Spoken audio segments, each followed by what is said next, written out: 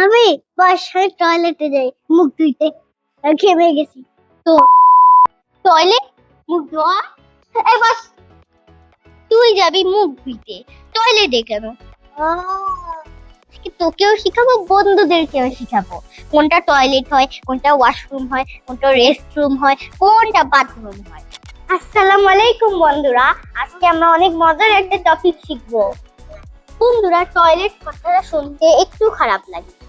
মনে করো আমি বাইরে গেলাম শপিং কমপ্লেক্স, তখন তুমি মানুষদেরকে বলতেছো টয়লেট কোথায়, টয়লেট কোথায়।